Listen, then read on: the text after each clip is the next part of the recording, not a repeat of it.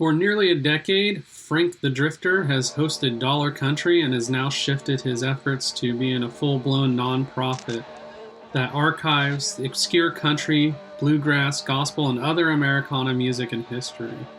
With over 250 episodes syndicated at 12 radio stations around the world, Dollar Country has a loyal and dedicated fan base and has become one of the key players in documenting and archiving contemporary and classic American music.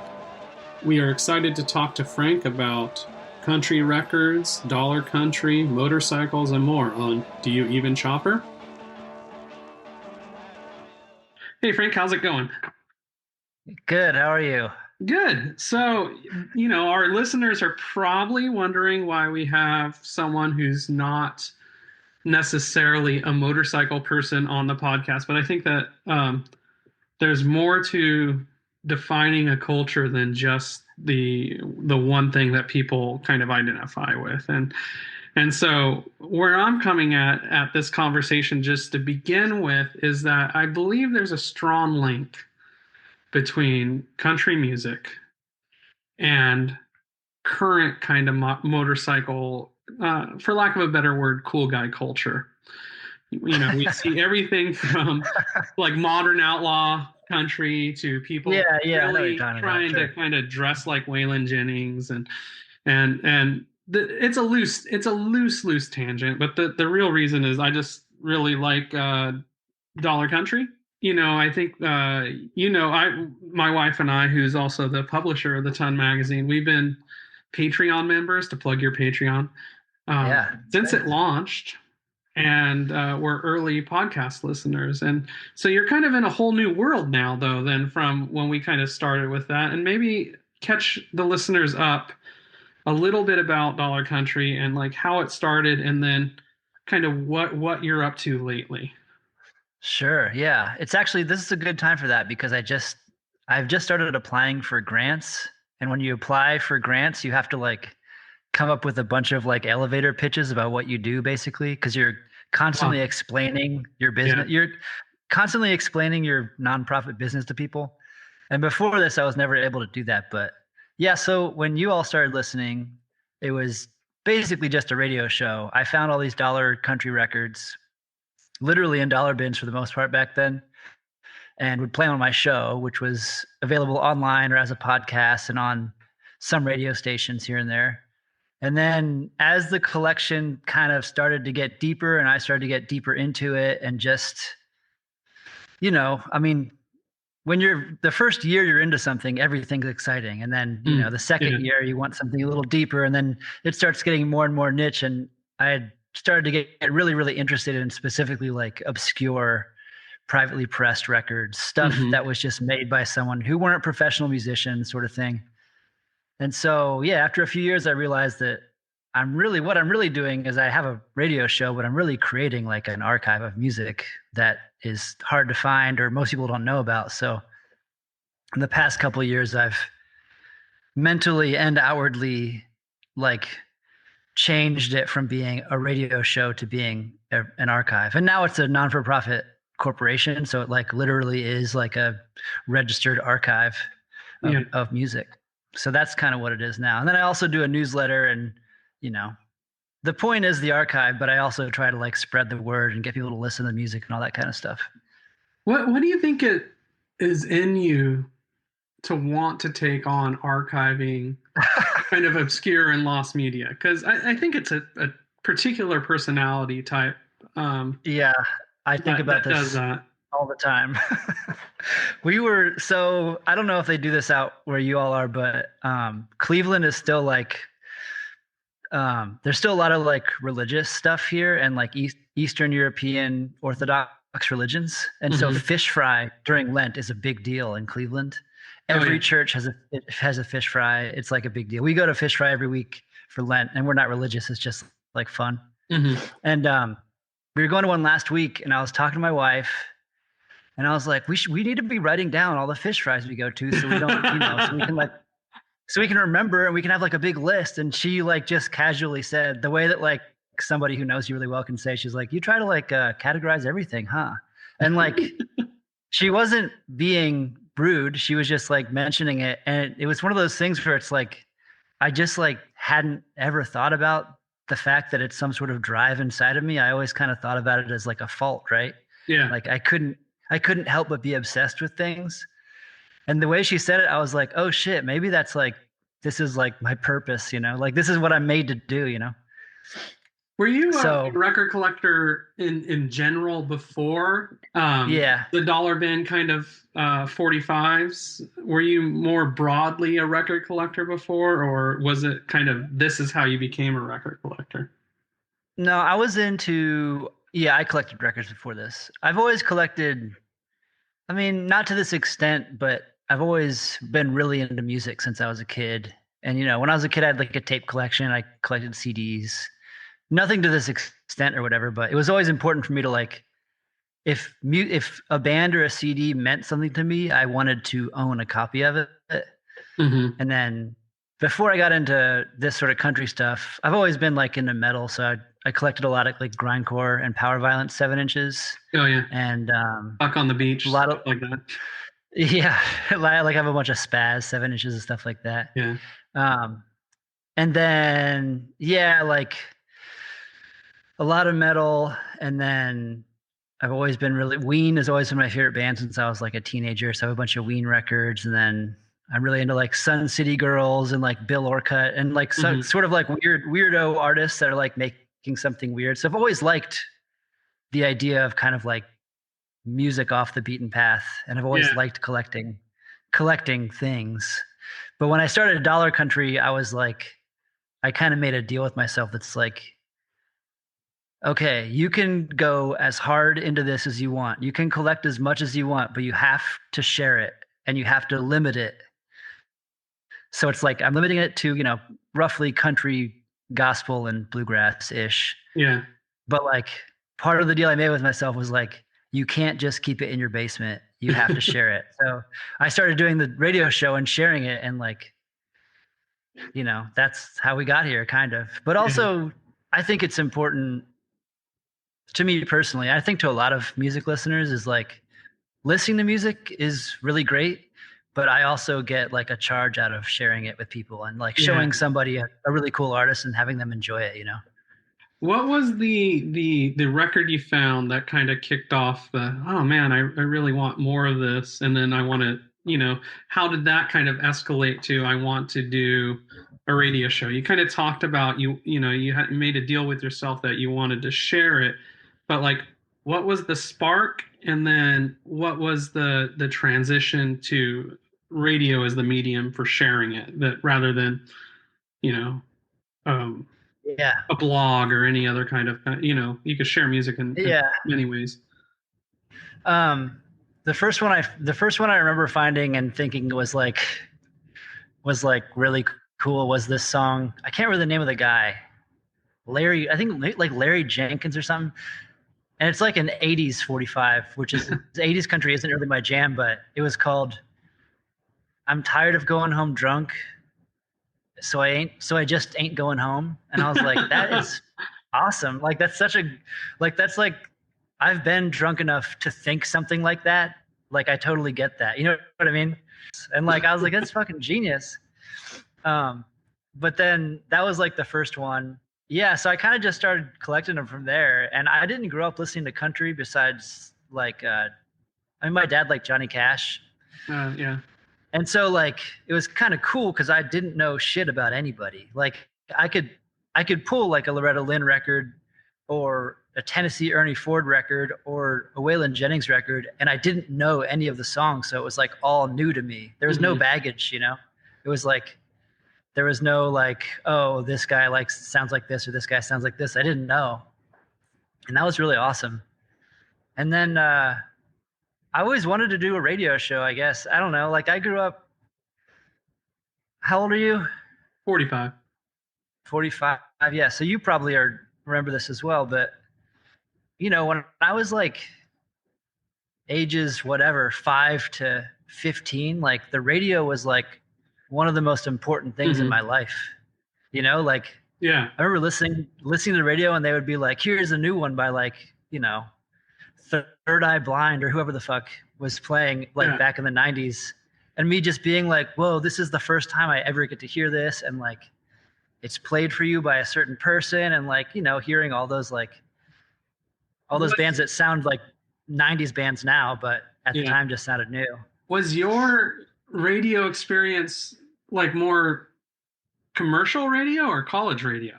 Because your show has a kind of the when it was a radio show had a real kind of very like college radio feel to it. Yeah. When I was a kid, the local radio station was it was like locally owned, but was technically like a professional radio station. But I also lived in a college town, so there was a college radio station, and I was on that radio station in college. Oh, okay. So I kind of like an experience of it, yeah. Yeah. And like I also, you know, I like amateur shit, so I've always kind of liked when you turn on like the college radio station and there's somebody talking and you're just thinking to yourself like, this dude does not know what the fuck he's doing. You know, like they're like they're just like dead air, and they're like, oh yeah, I was gonna play this one, but where is you know, I love listening to that shit because first of all, you know it's not pre-recorded because nobody in the right mind would pre-record that and put it on the air, right? But like, second of all, it's like this is like a young person who's like figuring the shit out of life. You know what I mean? Like they're obviously not putting on a show for you, but they're going to play you some music that means a lot to them. And I think that is like the best part about radio is that like it's somebody else picking music for you that like they care about. And that's so cool. You have a almost Midwest like approach to how you're presenting it. It's very bare bones and to the fact. And I wonder if that's by design. Maybe, yeah. I mean, I think so. When I first started the show was like 8 years ago, and I feel like that. I don't know if this is true. I haven't done a study on it or anything, but it kind of felt like when I was a kid, I liked when people talked about the songs being played on the radio, and then I felt like kind of in the 2000s and 2010s, it kind of radio was more structured towards like, we're going to play you an hour of music and we're going to have a couple ads and it's nonstop. And I'm like, that's cool if it's like classic rock and you know all the songs or whatever. But like, you know, I like the human element of having somebody play music for you. Like I like hanging out with my friends and somebody being like, check out this CD and playing it, you know? And so when I started Dollar Country, I specifically wanted it to be not just a mix of music or like a mixtape or like a playlist, but like the feel of like us hanging out and me kind of, you know, having control of the jukebox or whatever. But like, I wanted to have that feel of like not just playing music, but also me like talking about the music and having my genuine reactions to it too, because I try not to play stuff that I have exhaustively listened to. I try to listen to it over the first or second time kind of with the listener in a way. So we're experiencing it at the same time. Yeah. And so, yeah, it is kind of by design, but it's also like, it's like, I don't know if I could really do it any differently. You know what I mean? Like that's just kind of the way. It aligns with your personality type and your general approach. Yeah. Like there have been times when I've been approached by different places and they've kind of wanted me to do more of like a show, you know, a more like polished show. And I'm sure I could do it, but that's just not like the way, that just doesn't jive with my personality in a way that would make me happy. Yeah. So, you know, I hear you talking, and I think the exchange, like kind of the cultural exchange sounds like the biggest aspect of it so far in this conversation. And I wonder how reciprocal that is like how much records and information are you getting from your audience back? And then how do you take that information and kind of put it back out there? Yeah. Well, you guys sent me a record. Yeah. Well, we did. Yeah.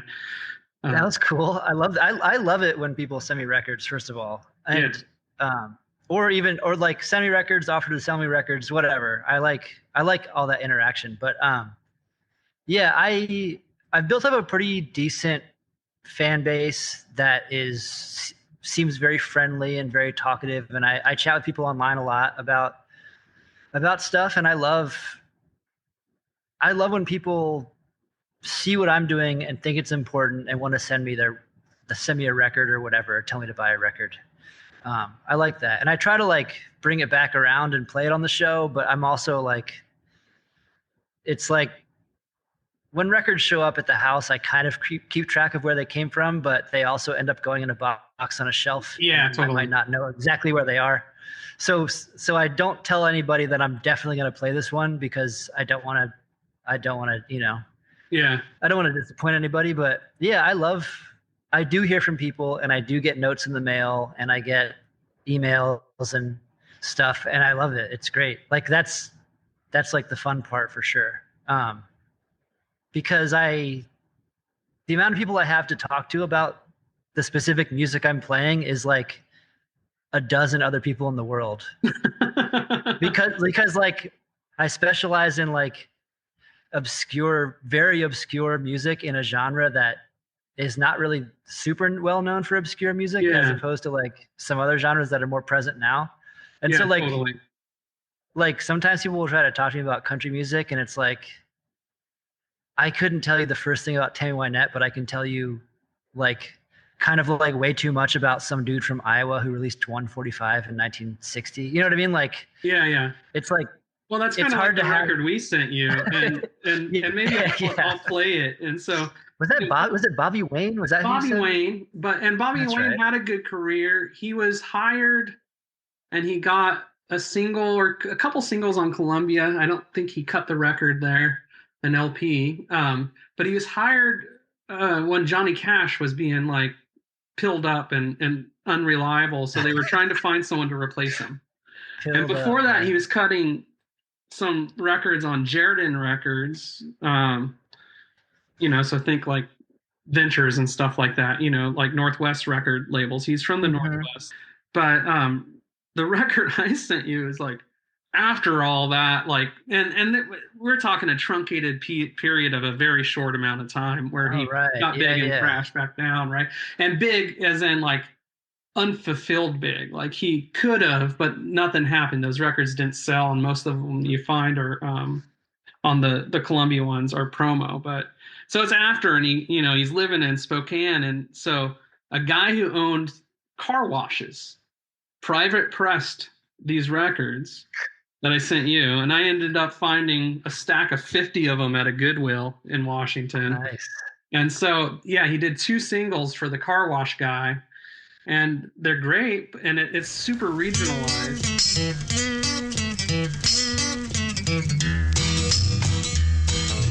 13 miles to Birmingham, 13 miles to go, with a 45-pound ball and chain, traveling sure is slow.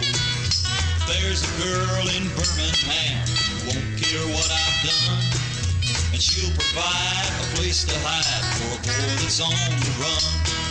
They put me in a prison cell, shooting down a man. They said I'd have to stay there 90 years, but I'll make it back to Birmingham, where my love awaits for me. I'm just sitting there crying lonely tears. 13 miles to Birmingham, the hounds are on the trail, with the prison guards who shoot me down or take me back to jail. But I must get to Birmingham before this day is through. So if they want to shoot me down, that's what they'll have to do.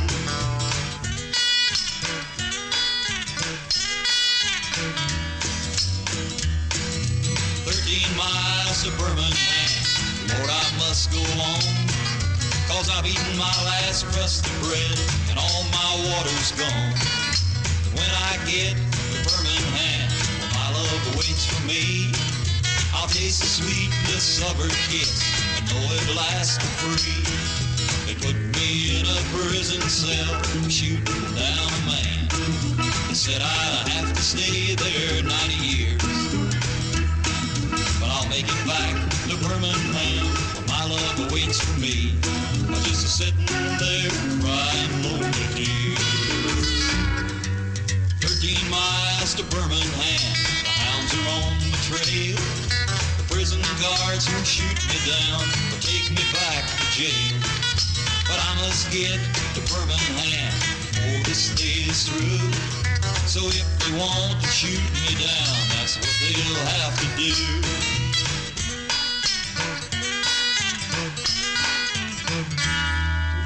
And maybe let's go into talking about like how you kind of look for things, because the listener doesn't see, oh, he's focusing on regions at a time, or he's focusing on like song poems, or like private pressed records or something like that.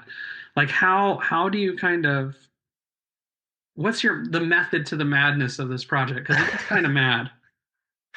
Yeah, it's kind of bad.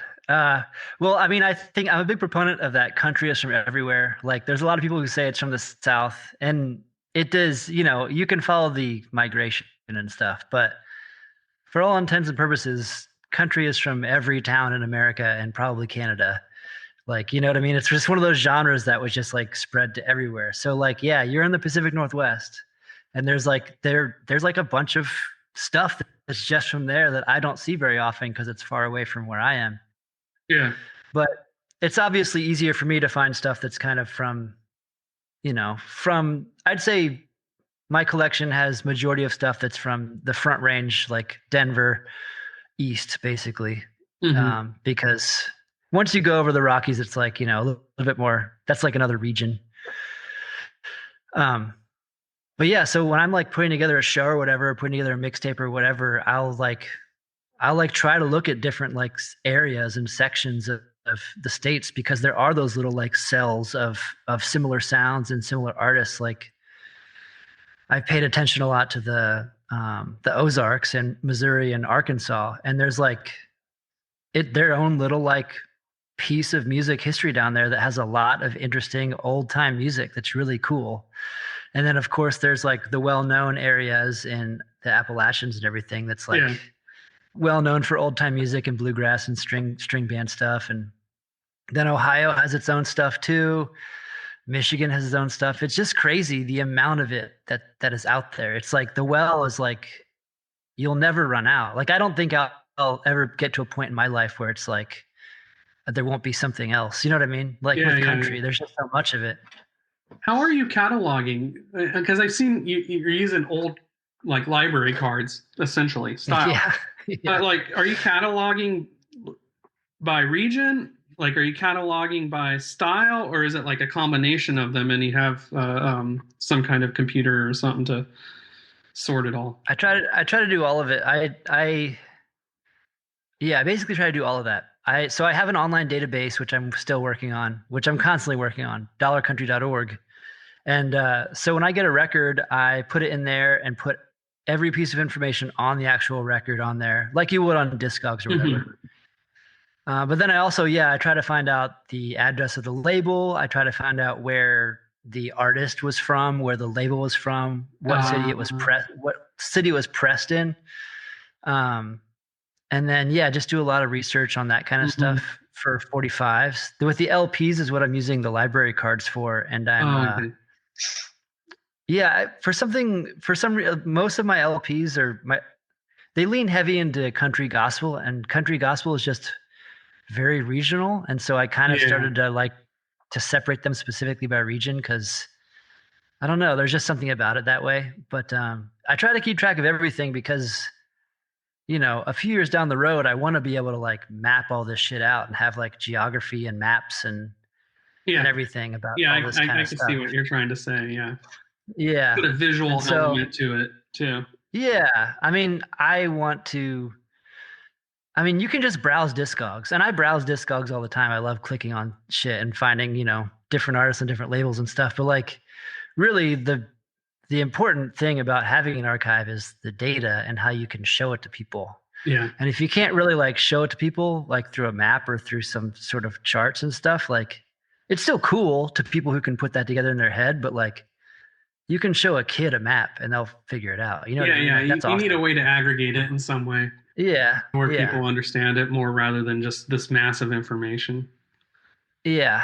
And I also do like by lyrical topics. So, Oh, there's stuff about like motorcycles and stuff about yeah, cars yeah. and Maybe all let's talk sorts of about shit. that. Like, there's all these genre records, right? You have your trucking records.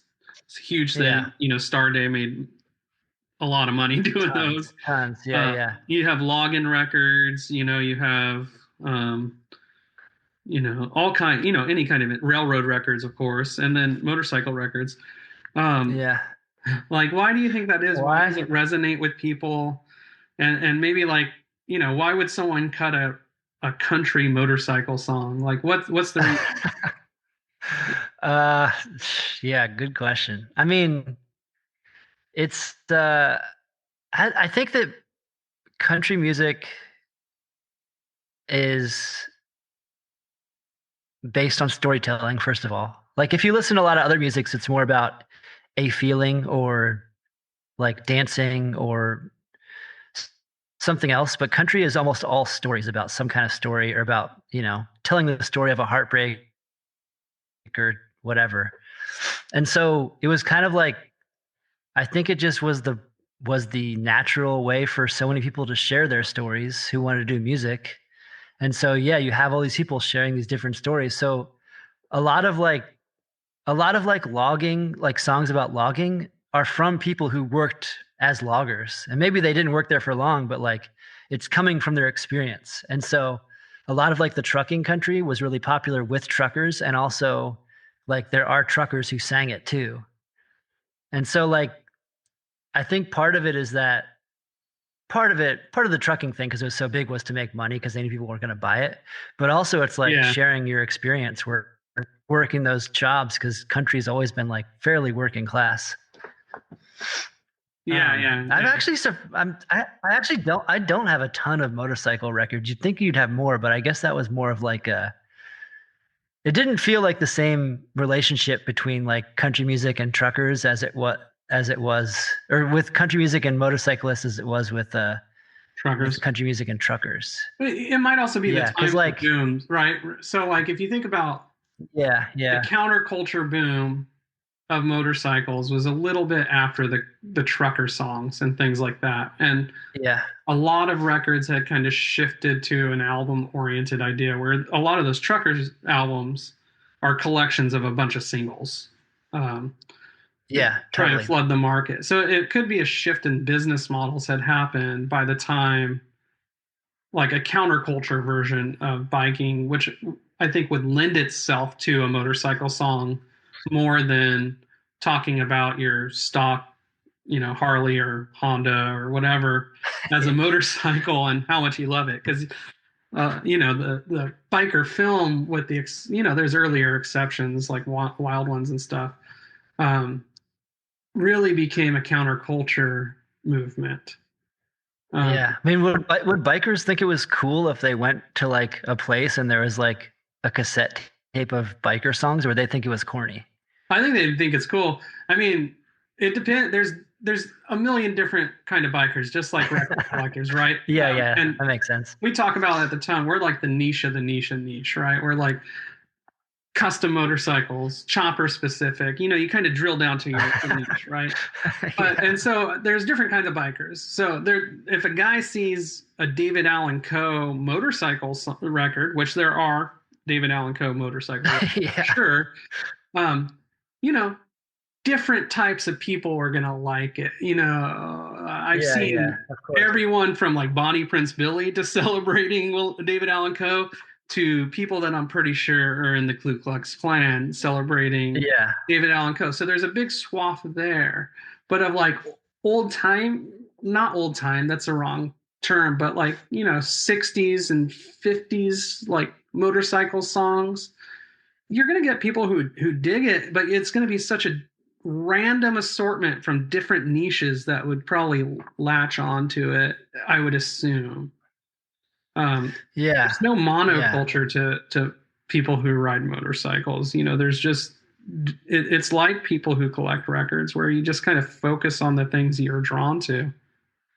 Yeah, I feel like that. Yeah, that's kind of like part of how it's counterculture is like you can't actually tie it down to being one sort of person who's a biker. It's like, Yeah.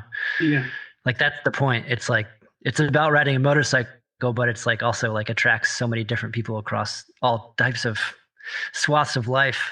Yeah. And for us, like we're not in a position or a place to tell people what they like and what they should do. Like we're just documenting what we like and things we find neat.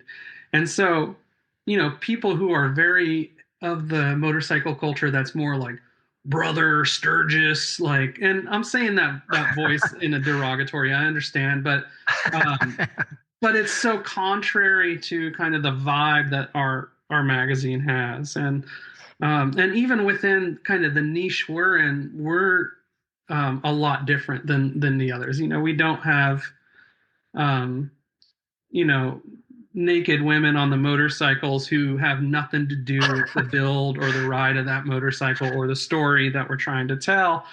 And we also are kind of story driven, much like your show, where you're talking about you want to tell the story of these songs.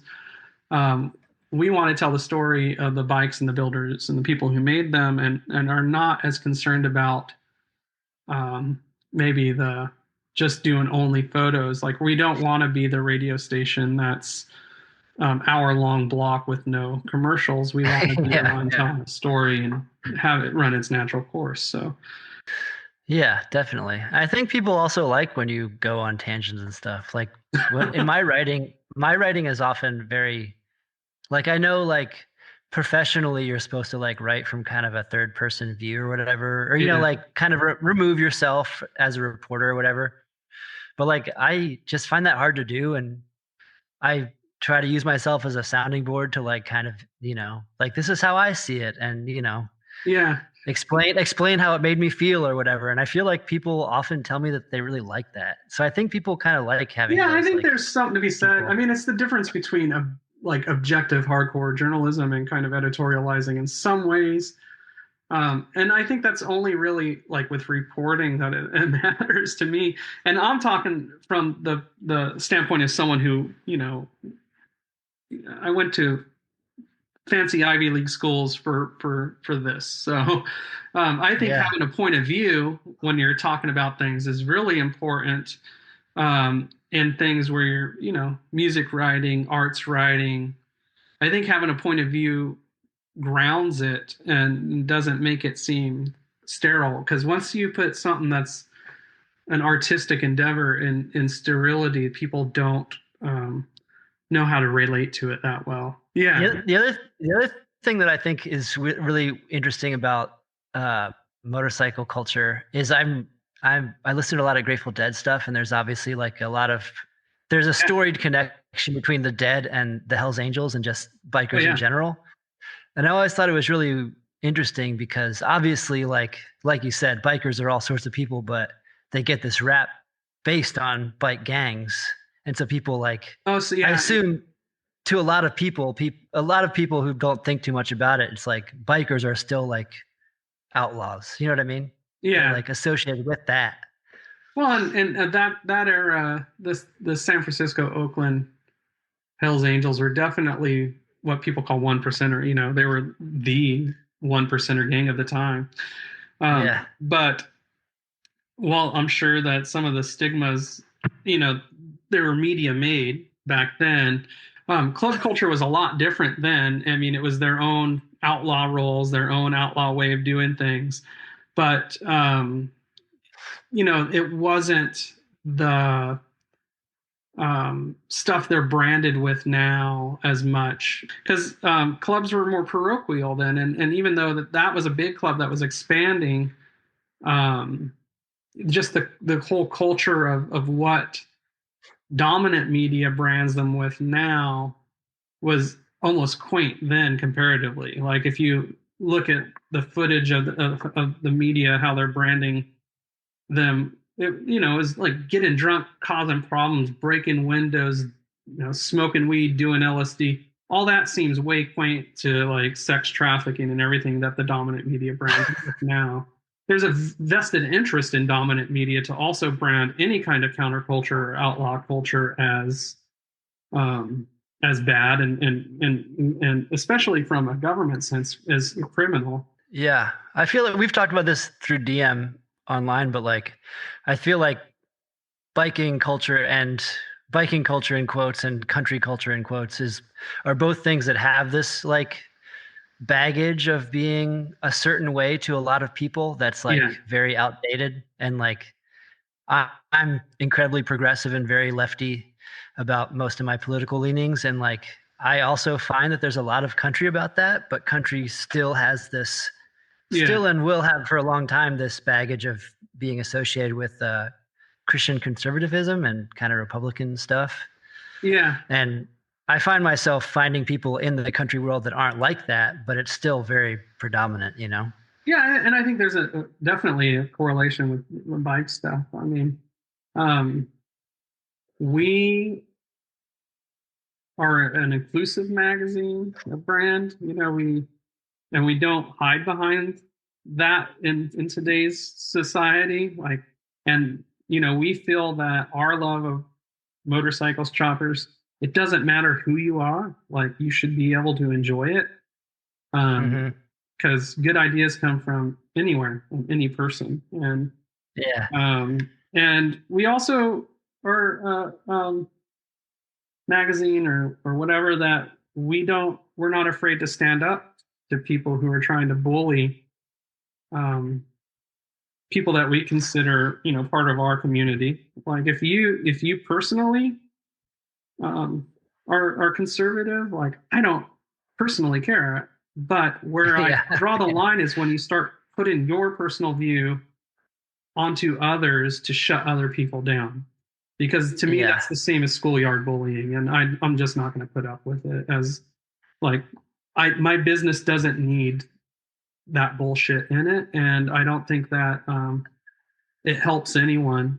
You know, like ride a motorcycle and have fun.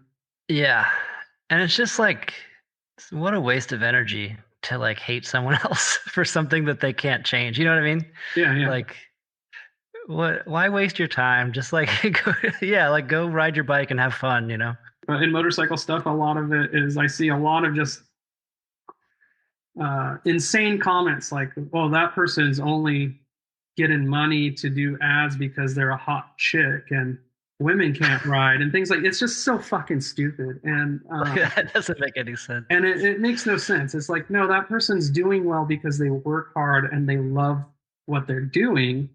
And, you know, the point is love what you're doing. Yeah, a big part of like all that stuff is like, I think people, like I find that when I do things like meditate or go to the therapist or do whatever mental health shit I do, I often come out of it not with a feeling of anger or blame. And I feel like when I start to get angry or blamey about anything, it's because I'm upset with myself. And whenever I see people being like angry on the internet, first of all, I assume like, you know, 50% of them are probably bots, but who knows? But it's also like, I try to like look inside and be like, why would I be mad about that? Like, what is it about this thing that made me mad? Why did it make me mad? And like, you know, try to like work on that before I throw any more shit at someone else, you know? Yeah. Because I think it's just really easy to do. It's really easy to be mad at someone else because then it's like, oh, it's that person's fault that I feel like this or whatever. Yeah, well, there's echo chambers too, and I think operating in a niche of a niche of a niche, as we say, you're kind of in an echo chamber in some ways. Although maybe politically it's not as broad as one, but really, you know, the kind of increased use of social media and algorithm-driven social media, you're only seeing and saying, and people are only hearing from you what is responsive to that echo chamber. I always wondered, like, so we have like a few bike shops, like motorcycle shops around us. Mm-hmm. And there's a lot of motorcycles who drive down our street.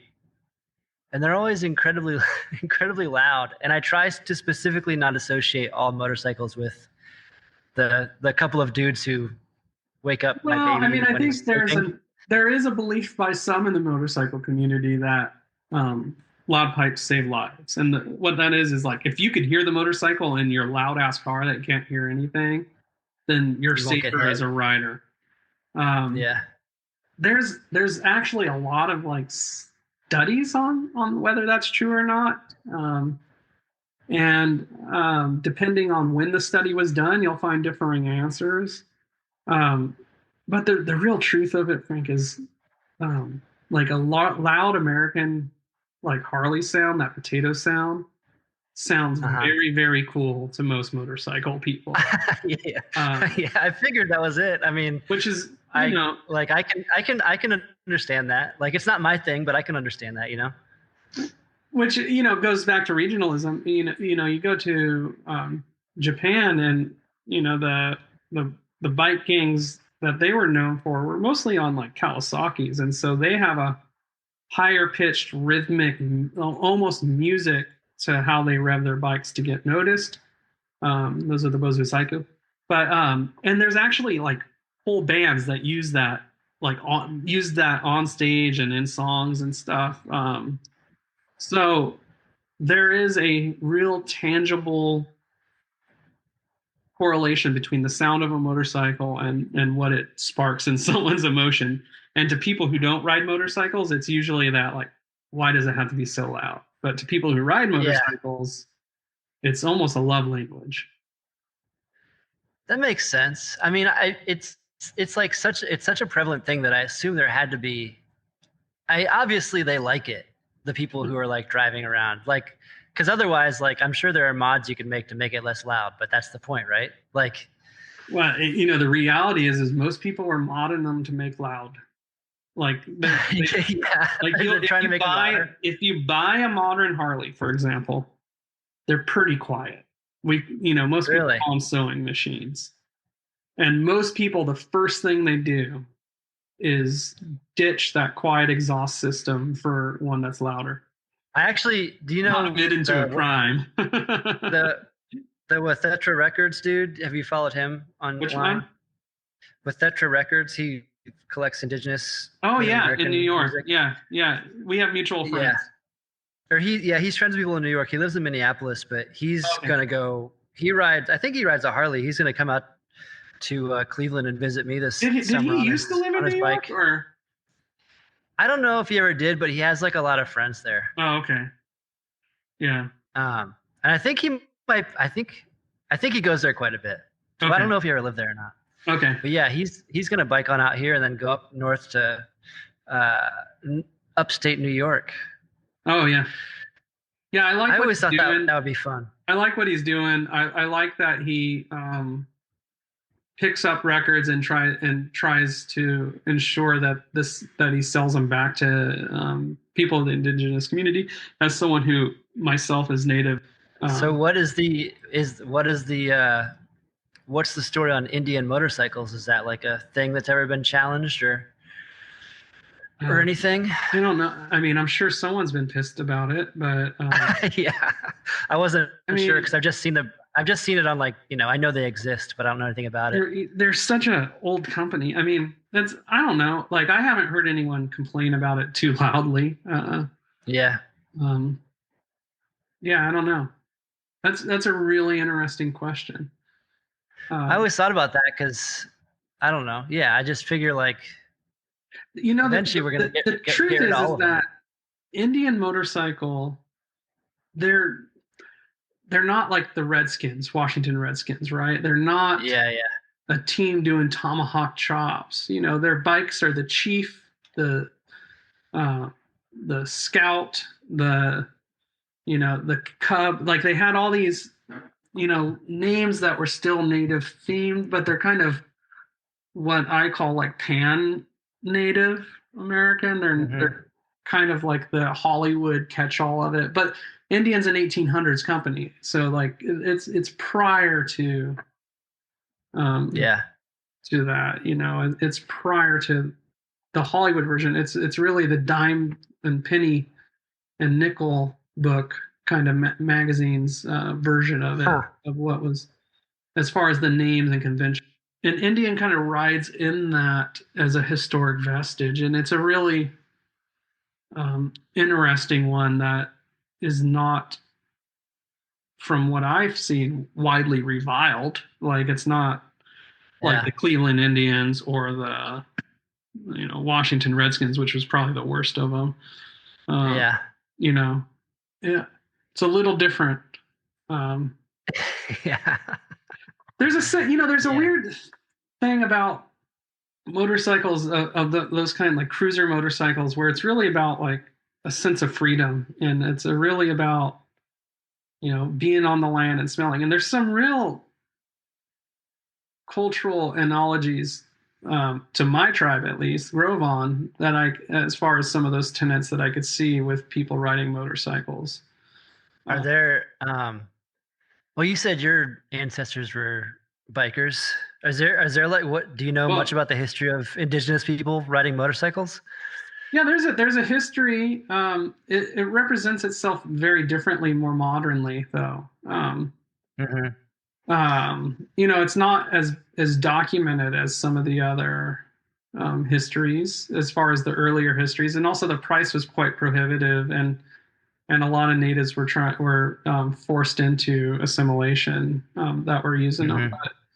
Mm-hmm. But there's definitely, among a lot of natives, a kind of defined taste of bikes that you see now. A lot of like the bagger bikes and stuff like that are pretty popular.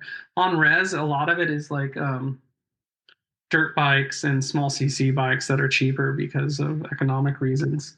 Um, yeah, it's a fascinating thing. I haven't thought about it as in depth as one would think, as far as what that correlation really is. And, we did an all native issue of our magazine, which might be, I don't know, it might be the first all native motorcycle magazine issue Nice. out there.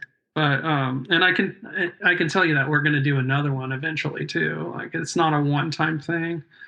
It's pretty important to me to document the history that's being made now and source out some of the history that is documented, although poorly, comparatively, to share with people.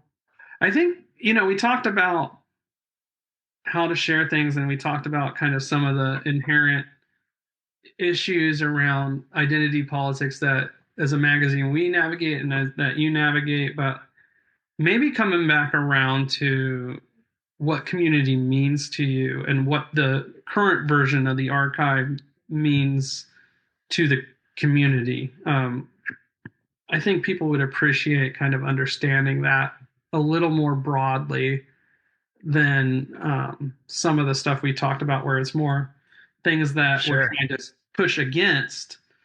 But why are we pushing against it? Like, what is community to you?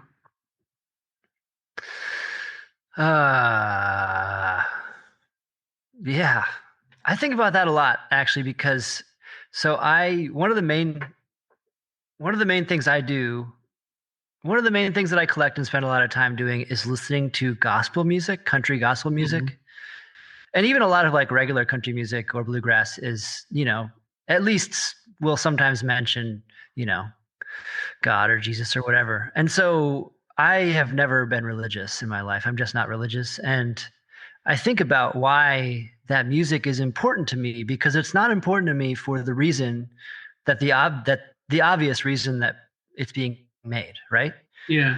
And so, and I think about that a lot, and like, why were people so religious, and why are people so religious now, and what about that? And what I always come back to is the idea that churches were where communities were built for, the history of America, at least when white people showed up. And it's always been a big part of that community building aspect. And so despite not being religious myself, I tend to think of this music as being a kind of connection point for a lot of different people who, despite maybe we're not meeting in a physical church or a physical space anywhere, it's kind of like this connection point for all sorts of different people. Because if you just Google search like some of the rare stuff in my archive, my website will come up. And so I've gotten emails from family members of people who I have their record, and I've gotten emails from people who are trying to do research about certain types of music or something. And I've gotten emails from people in, in Europe who just wanted like samples or like, audio rips of some of the stuff I have. And like, and so those people don't necessarily all know each other, but I know about them and they know about me. And so I feel like, in a way, having this archive is like connecting, it's a node on this web that we're all building together of like all these connections we have with each other. And in a way, that web builds a community of like people who are connected, but also a lot of this music, so I think almost everything in my collection, except for the acetates, which are one of a kind, are surely in someone else's collection somewhere. But most people's collections are in their house and not on the internet. And so by spreading it out into the world, I'm hoping that, people will know it's there and people will get to hear some of this music, because some of these artists, like, there's a really good chance nobody outside their family and friends gave too much of a shit when they released it. Yeah. And I think it's good and I appreciate it. And I think other people will appreciate it in the internet age where I can potentially show it to 7 billion people or whatever. And so I think about those different things being like a big part of like what community means to me and like how we can share this music together. And, I can send this record, I can play this record on my show and somebody will hear it and then they'll spread it to someone else and then they'll hear it and they'll spread it to someone else or whatever. And so like through that way, these people become familiar with Dollar Country, but also every time you tell a friend about something you like, it's like strengthening your friendship, right? Yeah, totally. And so I think that just like by putting this music out into the world, and of course there's millions of minutes of music being put out of the world every week, but putting this music out into the world is kind of hopefully helping to foster like communities among people just in general, I hope. And there's also the historic aspect of like, this is a document of somebody's life. Like somebody recorded this, somebody wrote these songs, somebody paid to have it pressed. And I don't know if that person's alive anymore. A lot of times they're not. And I don't know if their family knows they recorded it or if they did, or if they kept a copy. So like for all those kind of unknown variables is why I like to make sure that I have a copy safe, but also just for the fact that I get to share it, and someone else might get to hear it that would have never have heard it otherwise. Well, thanks for sharing that. No, thanks. This was great. I appreciate it. And I look forward to talking to you again soon. Yeah, man. Thanks for having me on. I'll tell Justice about your show, especially the Indigenous episode or the Indigenous issue. That sounds awesome. Do You Even, Chopper? Podcast is a product of The Ton Magazine, quarterly magazine published in Olympia, Washington. You can find us at thetonmag.com, where you can find back issues, current issues, and merch at thetonmag.com/shop. And if you want to find out-of-print issues, you can find it at our digital editions section, as well as collected physical publications of our annuals, which count for 4 issues and 1 book.